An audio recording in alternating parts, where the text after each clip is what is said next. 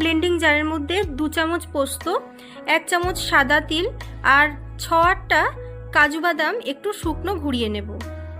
এবার দিয়ে দেব 1 চামচ পরিমাণ ফ্রেশ নারকেল কোড়া, 1 চামচ টক দই, অল্প একটু জল দিয়ে এটার একটা মিহি পেস্ট তৈরি করে রেখে দেব। এবার একটা কড়াই গরম করতে বসিয়ে তার মধ্যে দিয়ে দেব 2 টেবিল চামচ পরিমাণ সরষের তেল। তেল ভালো মতো গরম হয়ে গেলে দিয়ে দেব একটা তেজপাতা আর একটা শুকনো লঙ্কা, 1/2 চামচ পরিমাণ গোটা জিরে, আর দিচ্ছি অল্প পরিমাণে একটু গোটা গরম মশলা। ফোড়নটাকে 30 সেকেন্ড মতো একটু নাড়িয়ে চাড়িয়ে নিয়ে এবার দিয়ে দেব কেটে রাখা আলুর টুকরোগুলো। 2-3 মিনিট আলুটাকে একটু এরকম গোল্ডেন ব্রাউন করে ভেজে নেব।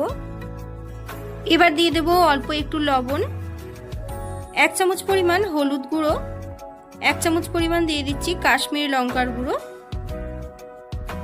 আবারও 1 মিনিট একটু ভালো করে নাড়িয়ে চাড়িয়ে নিয়ে দিয়ে দেব 1/2 চা চামচ পরিমাণ জিরের গুঁড়ো আর 1/2 চা চামচ পরিমাণে ধনের গুঁড়ো। আবারও 1 মিনিট একটু কষিয়ে নিয়ে আগের থেকে 2 ইঞ্চি আদার টুকরো আর ঝাল অনুযায়ী কাঁচা লঙ্কা পেস্ট করে রেখেছিলাম সেটা দিয়ে দিলাম। বাটিটা ধুয়ে অল্প একটু জল মিশিয়ে দিলাম। আবারও খুব ভালো করে 2-3 মিনিট সময় ধরে আলুটাকে কষিয়ে নেব।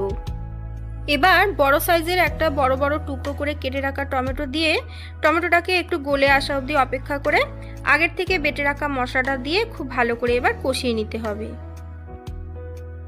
সমস্ত মশলাটা ভালো করে একটু মিশিয়ে নিয়ে চাপা দিয়ে 1 মিনিট একটু ফুটিয়ে নেব। 1 মিনিট পর দেখুন ঢাকা সরিয়ে কত সুন্দর তেল ছেড়ে গেছে মশলা থেকে। যেহেতু নিরামিষ আলুর দম তাই দেব 1 চামচ পরিমাণ চিনি। মশলার সাথে চিনিটা বেশ ভালো মতো মিশে গেছে। দেখুন মশলা থেকেও কিন্তু বেশ সুন্দর তেল ছেড়ে এসেছে।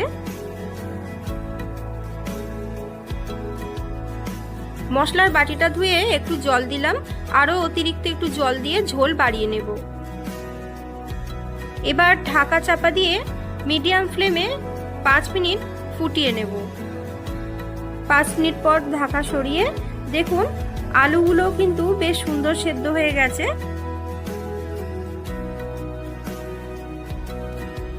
এবার গ্যাসের ফ্লেম অফ করে দিয়ে ওপর থেকে 1/2 চামচ পরিমাণ শাহি গরম মশলার গুঁড়ো দিলাম আর 1 চামচ গাওয়া ঘি দিয়ে ভালো করে মিশিয়ে নিয়ে 5 মিনিট চাপা দিয়ে স্ট্যান্ডিং টাইমে রেখে গরম গরম পরিবেশন করুন সুস্বাদু নিরামিষ